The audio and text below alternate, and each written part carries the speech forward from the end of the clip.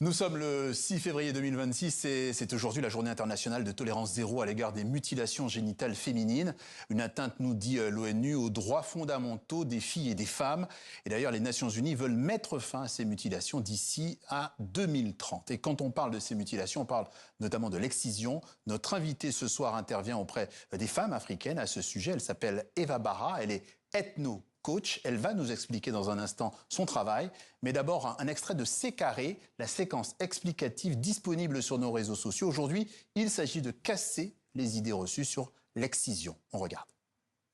Je suis une femme excisée, bien sûr que je suis une femme africaine. Bonjour, c'est Anita pour C'est carré. On démonte ensemble les idées reçues sur l'excision à l'occasion du 6 février, journée internationale de tolérance zéro aux mutilations sexuelles féminines.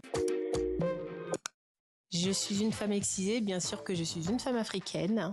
Enfin, en tout cas, c'est ce qui revient très régulièrement, très souvent dans les discussions lorsqu'on parle de mutilation sexuelle féminine. L'excision concerne plus de 230 millions de femmes à travers le monde. L'excision concerne 4 continents. L'excision concerne à la fois les Africaines, mais également les Européennes jusqu'au 19e siècle.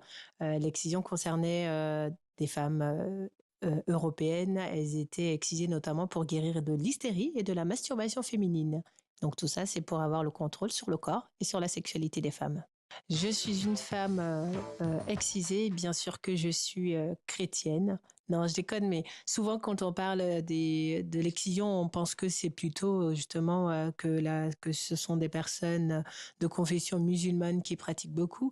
L'excision est pratiquée en Égypte. L'Égypte est l'un des premiers pays en termes de chiffres à pratiquer le plus d'excision, notamment l'excision médicalisée. En revanche, ce n'est pas du tout le cas ni au Maroc, ni en Algérie, ni en Tunisie. Et donc, si c'était religieux, si c'était de confession musulmane la pratique, je pense que ça existerait aussi dans ces pays-là. Je suis une femme excisée, bien sûr que mes parents sont illettrés. Non, en tout cas, généralement, on pense que les personnes qui font exciser leur enfant sont des personnes qui ne comprennent rien à la pratique. Non, c'est pas vrai. Moi, j'ai été excisée à l'âge de 8 ans. Mon père était professeur de philosophie et ma mère était journaliste. Donc, je suis née et grandie dans une famille totalement lettrée. Je suis une femme excisée, bien sûr que je ne parlerai jamais de mon excision. Je parle pas beaucoup de l'excision. On laisse les autres souvent parler à notre place, les ONG, les associations européennes, etc. Mais de plus en plus de femmes prennent la parole. On n'a pas parlé pendant très longtemps parce que la sexualité est taboue, le corps de la femme est tabou dans toutes les communautés, dans tous les pays.